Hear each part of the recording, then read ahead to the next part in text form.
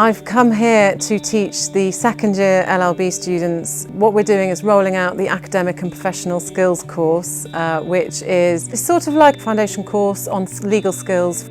We're really talking about key skills for when you're in practice, communication skills, writing skills. The students here are so welcoming and diligent. They're really lovely. We've really enjoyed being here. It's a wonderful campus. They're very lucky here to have this wonderful combination of the tropical rainforest, very lush plants in the mountains.